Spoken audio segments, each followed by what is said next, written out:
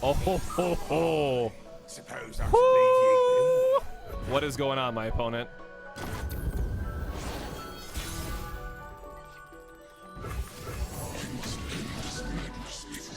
All right, you got the vengeance? And there you have it!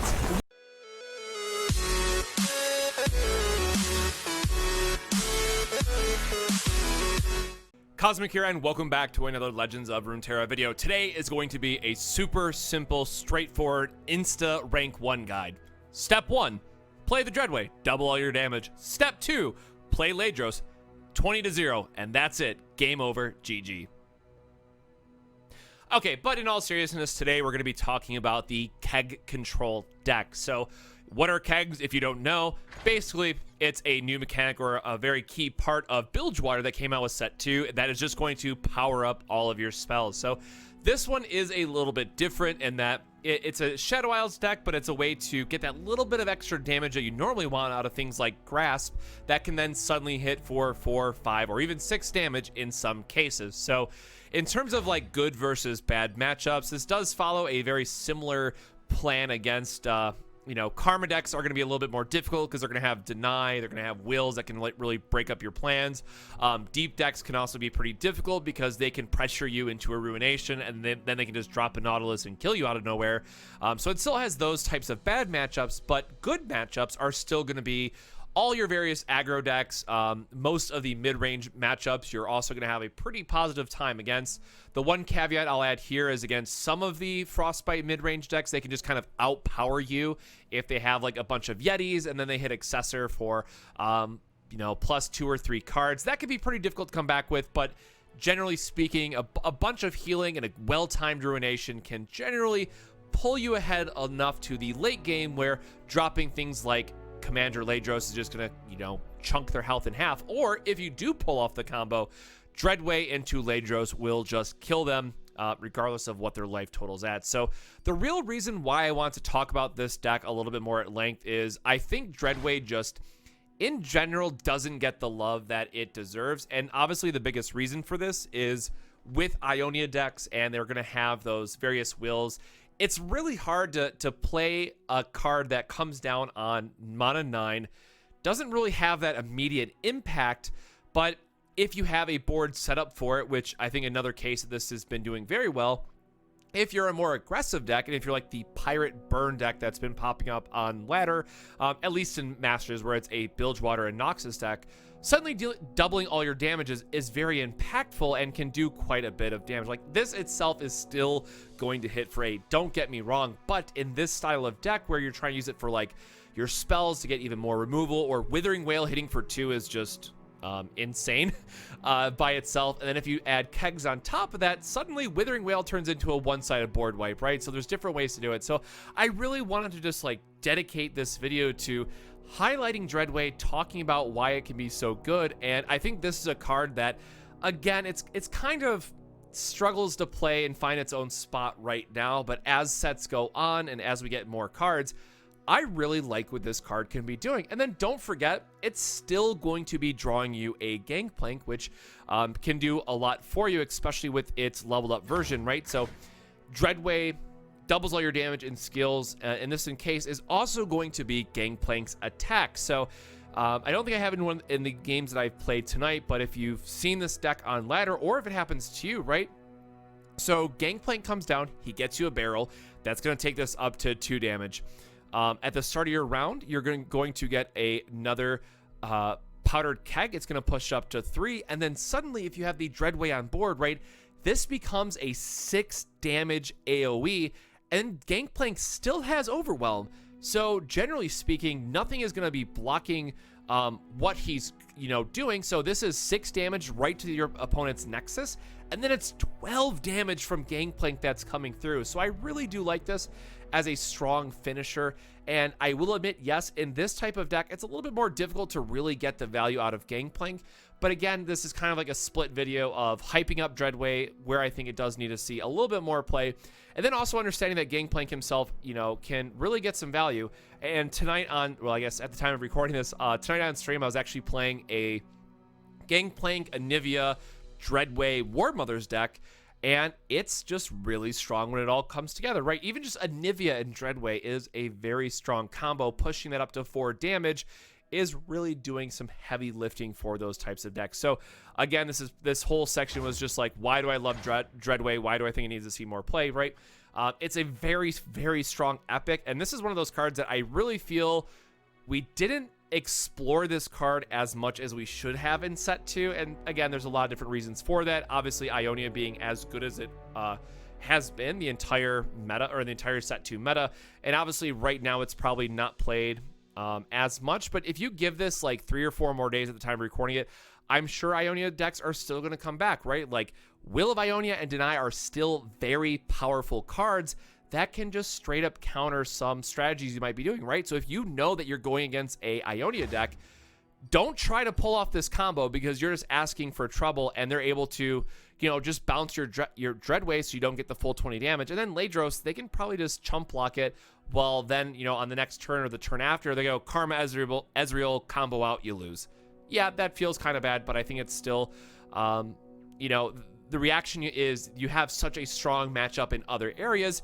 You got to accept that the L is going to happen against Ionia control decks, right? That's kind of always been the concession that you make as a slower Shadow Isles control deck, and also maybe why a lot of them are going for like Commander, Ledros, and Atrocity plays, right? So that you can close it out, or just Riptide Rex going for damage, right? If we think about Bilgewater, if we think about other cards that might, you know, have its own place in here, you can take the core of this deck, put in some warning shots, have a little bit more, you know, reach over the top so you can still trigger Plunder reliably, and then just play Riptide Rex instead. I always like to make the comparison that Rasa used to be really, really strong in set 1, and now Riptide Rex has just kind of replaced it, right? Like, you got to do so much work for Rasa to have the same kind of impact as Riptide Rex, where sometimes just going for the damage over the top is really where you want to be. So the last couple things here in terms of just like, you know, what other cards are, you know, maybe flex spots.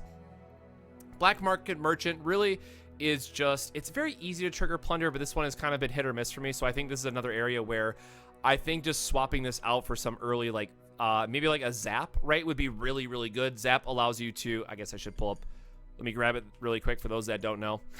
Zap is just a really good 4-drop, which then becomes a 3-drop because you're banking in the spell mana anyways. It finds you your more powders, your Make It Rains, your Vile Feast, right? It helps you find your removal, and then it's also elusive, so you're able to get that extra bit of chip damage where needed to level up Gangplank and stuff like that. So again, you might be asking, why is it in the list right now? This list is either from the TLG meta report, and or we put it together in our team's Discord. So I wanted to keep the list kind of as is. And again, if you want the deck code, it's in the description below. Make sure to always check that for the deck codes of these lists. And otherwise, I think it's just a, you know, it's a flex spot, and I think Black Market Merchant, you know, can come out for it. It just does become kind of awkward. It's like if you're trying to line up the more powder into Twisted Fate, right, it can be a little difficult. So again, kind of what are like the key things you're going to be looking for. The one thing you always have to be mindful of with these kegs is that they have vulnerable. So your opponent can, if you time this wrong, they can punish you for playing the kegs. Always make sure to wait until after they attack and they have relatively low mana. If you know they're on like PNZ or Bilgewater, right? If they have some way to disrupt your kegs, it can be difficult to play these and resolve them. But when you do, and some turns, right, you can just go more powder into Make It Rain, and then this comes up to 3 damage. That alone will just crush out a lot of aggro decks. Obviously, just assume one of the Make It Rains is going to go to their Nexus, right? So that kind of feels bad. But hey, if you live the dream and get triple removal off Make It Rain and more powder, you're coming out so far ahead. And then again, as I kind of mentioned earlier, your healing then also gets boosted. And this is kind of what I like that other Shadow Isles decks really lack, is sometimes 3 damage just isn't enough. Or even in Withering Wail, right? If you think about all the times that you have to work so hard for Withering Wail to get that, oh, I chipped down all their guys to 1 health. Withering Wail, please come through for me. And then your opponent's like, haha, Rangers resolve. They all take 1 less damage. Ugh, it feels so bad. But in this deck, it's super easy. Either, again, very late game, you have Dreadway, which is just going to double it anyways, or we have so many different ways to get kegs that Withering Wail can do extra damage. And I think all this discussion about kegs is really important to understand with Petty Officer. This is a card that you really have to know the matchup. So if you're going against a variety of aggro decks sometimes, and you don't have a spell that needs to be boosted in your hand, sometimes just make this a random 1-cost follower, right? Like, even getting that 1 point of chip damage and then following up with a Vile Feast is really all you need to close out that matchup. And then sometimes if you high roll and you hit like the 4/3 that can just ephemeral, right? You can just use that as a blocker and you don't care about it missing in this case. So it does a lot for you in the various matchups where you don't care at all what 1-drop you're hitting. In this case, it's just going to give you that little bit of extra chip damage that you need, especially if you know they're not going to have Ranger's Resolve for that turn. So really, this is a card that you want to be flexible with because, again, more powder or just playing the powder keg off this is vulnerable to their disruption that they're going to have. Likewise, as well, one of the things that you don't want to do, it's very easy to want to just play this on 2 and then they play a 2-drop and attacking your keg and destroy it. That's going to feel really bad.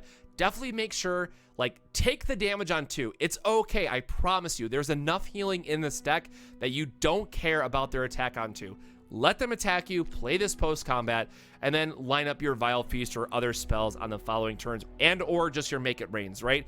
You want to make sure that you can keep these kegs around overall so that you're getting the extra value.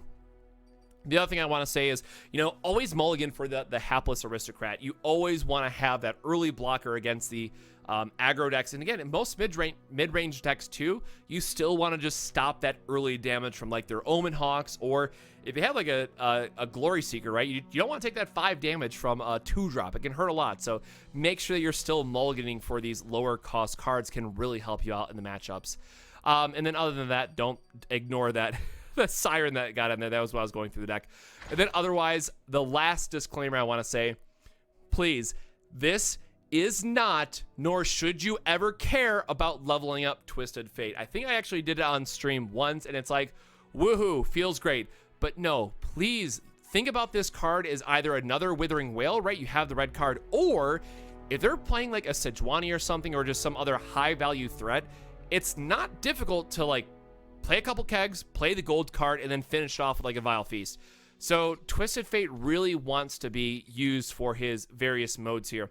And again, with that said, if you know that you're going up against another control deck where they're going to have the 2 damage, Twisted Fate's not going to stay on the board, just play this and run out the blue card, right? If you know that you're going to not get value that matters off red or gold card, just play this, cycle through your deck, try to find your Ledros and Dreadways, and just close out the game that way, right?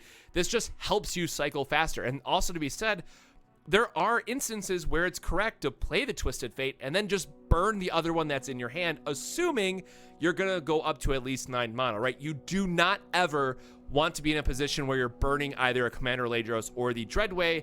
You probably are going to lose on the spot. So please, please, please keep in mind, Twisted Fate's pick a card can be very strong for finding those combo pieces, but if you're not going into 9 mana, do not make that play because you'll cry every time. So again, please, huge disclaimer, do not level Twisted Fate in this deck. It's just a value card that can do so much for you with the way all these are going to interact with the kegs. And then again, sometimes just drawing a card and refreshing a spell mana is pretty good. So with that, that's a high-level overview. Yes, at its core, it's just a, good card, Shadow Isles control style of things with a little bit of a twist, and I think that's fine, right? It opens up the opportunity. There's a few flex spots in here where it does play different enough from other Shadow Isles control decks where it's worth trying out and having some fun. And then again, in Masters, not once, but twice when I was playing this deck, and again, I only get to play decks for about 3 hours a night on stream, and then I have to do videos and other content. In that short amount of time, I actually got to pull off the OTK twice. And that's just free. That's free LP, right? Like, you got to know your matchups. If you can dodge Ionia, it's basically free. Obviously, you have to worry about like Purify, and that's not been played as much, but still feels really bad if they have the Purify turn. But hey, it is one of the stronger things you can be doing. And at least over the next couple days, while Ionia is not as popular, get greedy. Have fun with it, right? At the end of the day, it's a card game. We're supposed to have fun and explore these other deck options. So that's why I try to create videos, get different deck ideas out there. And, the next video I'm going to be working on is actually a budget deck that hit Masters using Shadow Isles and Undying. So spoiler, that set 1 deck is back again. and is the cheapest way to hit Masters between now and what we got 3 weeks left at the time of recording this. So if you want a budget deck that'll get you to Masters, absolutely make sure to subscribe for future content. I'll have that video out after this one, so 2 days from the time of recording this. But otherwise, again, got a couple games for you. Hope you enjoy them. Please, if you're going out, stay safe, wear your masks, and make sure to drink your water. But otherwise, have a wonderful rest of your day, and I'll see you next time. Cheers. Ooh, all right. Ruination install, here we go.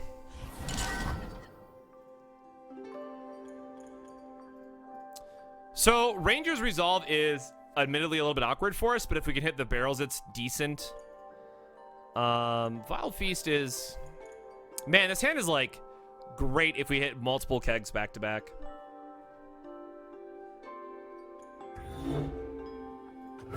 You know what? Sure, I'm gonna risk it for the biscuit. Lady Elise, where are My friend, you just are always here to curse me. My own story.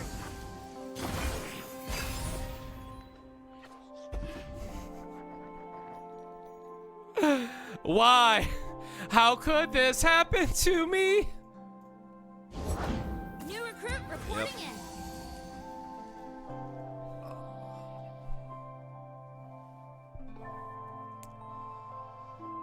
So there's a point here of, oh shoot, they're gonna have one bank for the Ranger's Resolve too if they have it. That's super annoying.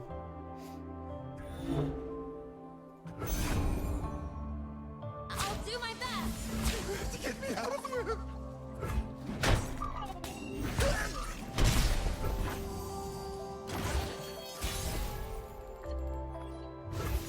Oh, well there you go.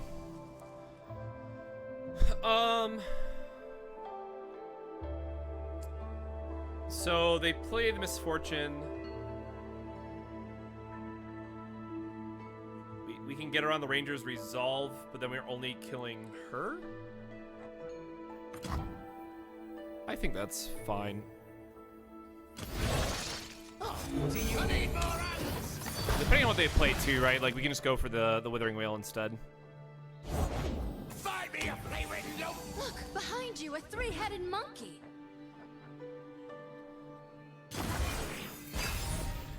And if they have like Barrier plus Ranger's Resolve, I mean that's just super awkward and I cry.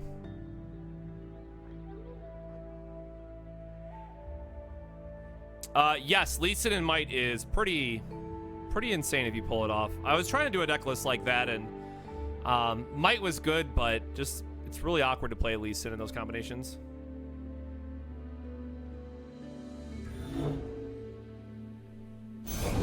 I'll write my own story.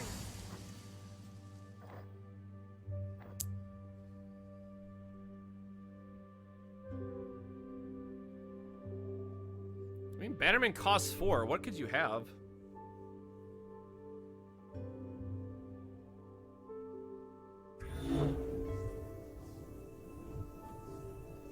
Like, it's definitely not just trying to Withering Whale for value, because that's like the maximum punish. So they'd have to have like single combat and Ranger's Resolve, or yeah, those 2 cards. Which means I think this can get through for the other value. I'm trying to think like what else they have that costs 3.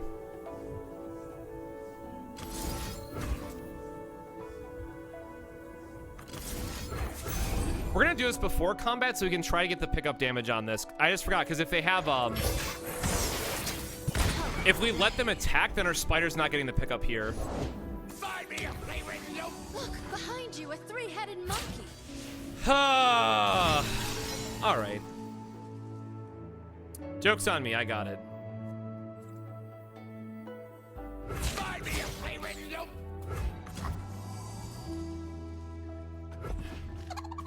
Mwah. What could have been? So now it's just Twisted Fate to stun this and go from there. Fate. Fortune. Yeah. Get punished.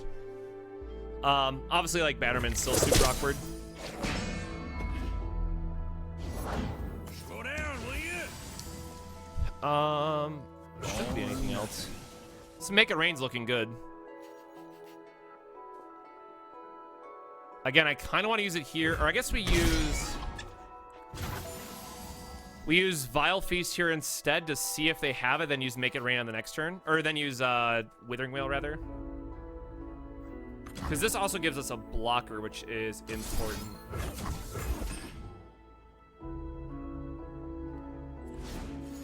Okay, so they had it in their opening hand. Which now means that the Withering Wail should be pretty good. And if they have a second or abandonment, you know, this is the deck that's supposed to punish us, so that would make sense. Oh, they can have Jenny. I'm an idiot. We're on 6 already.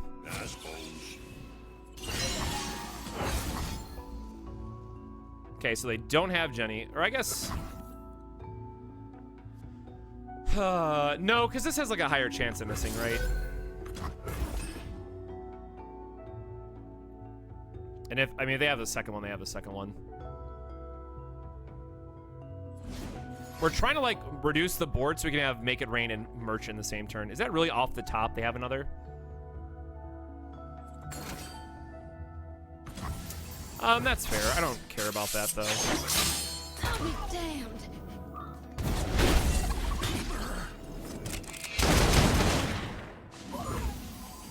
And now we just block here, call it a day.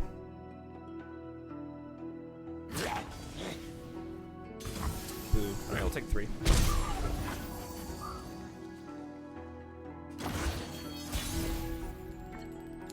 Hey, it's not memes. You know, we're trying our best over here, all right?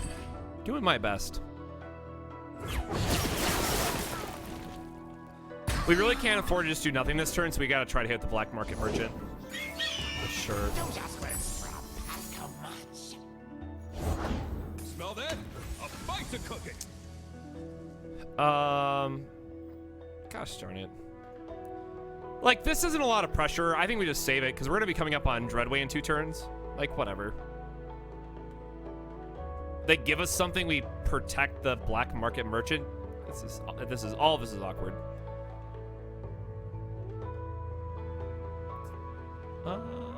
No, there's probably no world where they block now. How many? Yeah, we've already used 1. No, we've only used 1 Make It Rain so far. This is fine.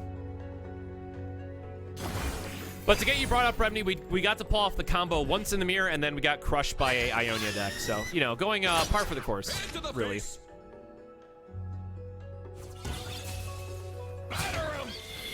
There you go.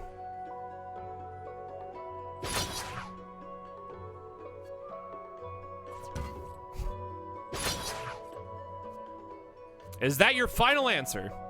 No one goes hungry. Credit denied. Sure.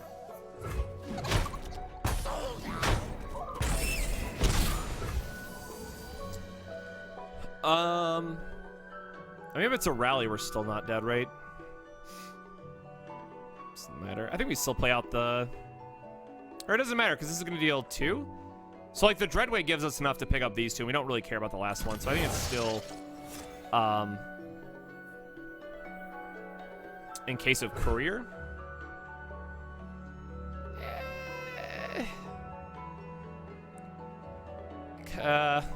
Yeah. It's like really awkward either way, because the Dreadway will make this a cleaner pickup on the next turn. And like this dies, at least this dies anyways.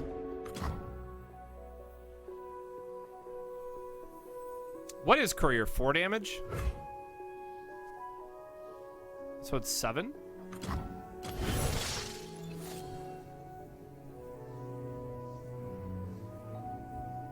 Do the Russians! Shackle the prisoners! Yep.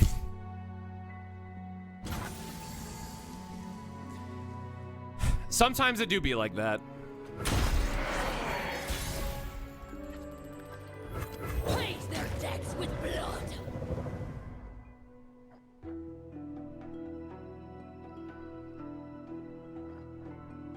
Awkwardly, like, I wish this was a little bit cheaper just so we could sneak this in for value. But I'm definitely going to pop this off now, try to pick up these, and then we have the Grasp on the next turn for just... They're going to be very dead. That's not what we wanted to hit.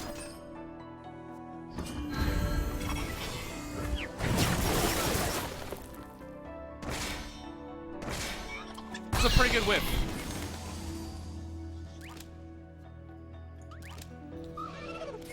Oh, I want to go choo-choo with the Dreadway. Choo-choo. All right, so they didn't get the rally to punish us. Lucky us.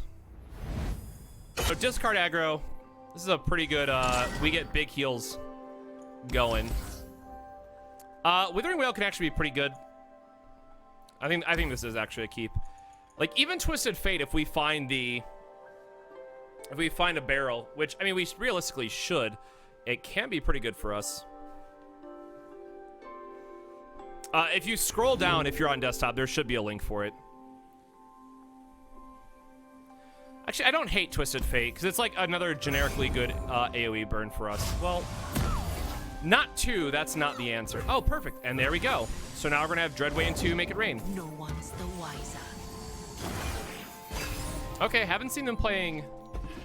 Saboteur is obviously still very good. That's fine. Ain't nothing left when I'm done. And right, like, this is a free attack for us, too, if we need to. Thank you, Aquilabot.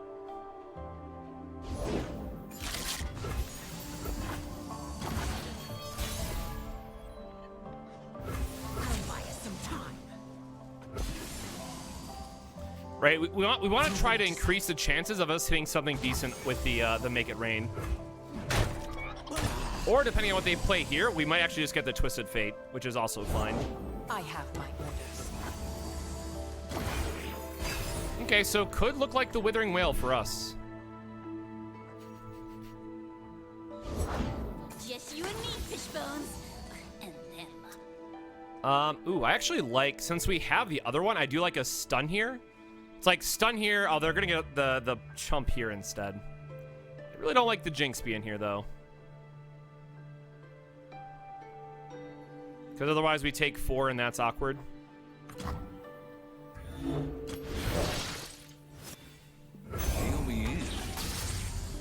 And this way we still have the Make It Rain opportunity. Hold it, partner. Boop.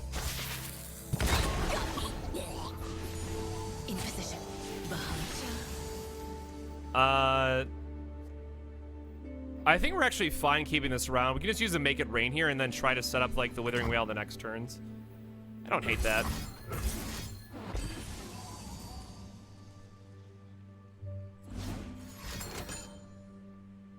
Okay, that's fine. That's not going face, so we're okay with it. Yeah, she's got some jumps. I know chinchillas are like not as popular as like a corgi or something, so I try not to post it all the time, but I try to like give her a shout out, you know, once or twice a week too. I don't think we can burn this for a yeah, I think it's just more powder.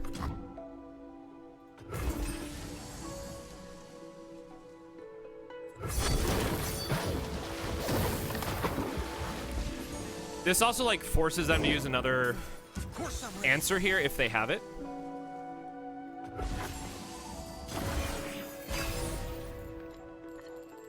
Okay. Don't mind me. It's pretty rough. Withering Wail, I think we still keep for value. We can just use the Vile Feast here.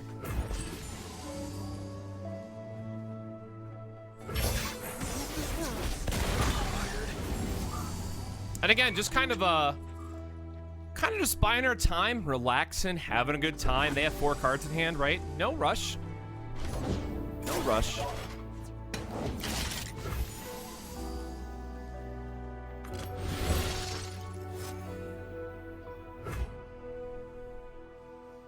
I guess we're gonna have like the Ruination coming up here next, right? Yeah, the Flame Chompers are being quite annoying for us right now. I guess it's all the same, right? If we do red card here, it still puts a point of damage on this so we can attack out. Like the 2 versus 1 doesn't really matter.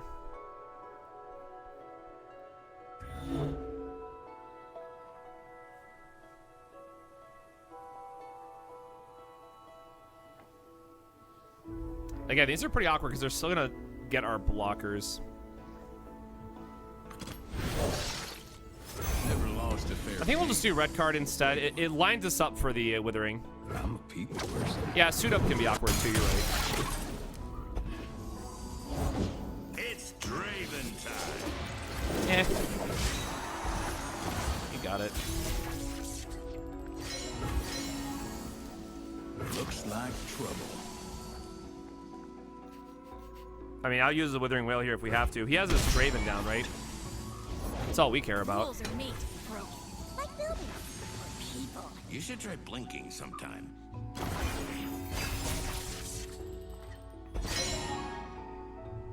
Watch and learn.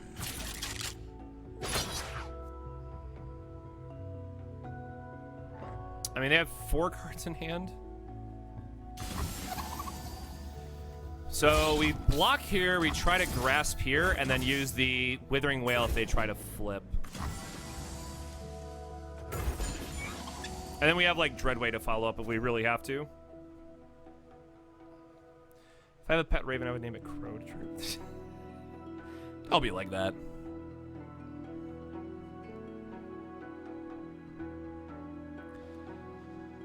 Alrighty, what do you got?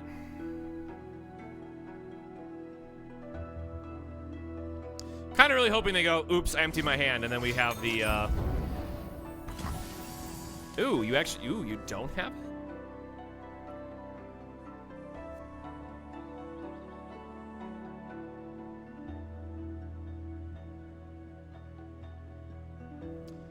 So do you just have, like, the last one in your hand? This dies, they have their Draven. Everyone goes boom! Why would you kill TF there? What on earth is in my opponent's hand where they kill TF is the correct play.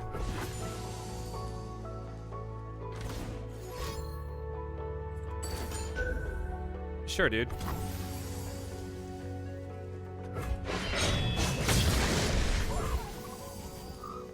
Okay. The ocean herself will fear us. Let's go. Choo choo.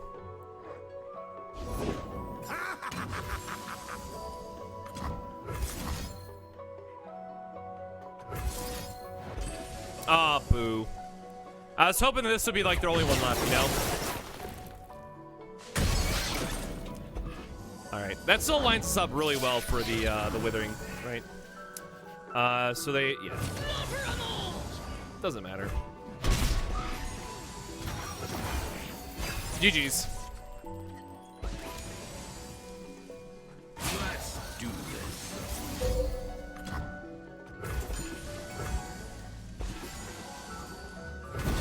Draven out.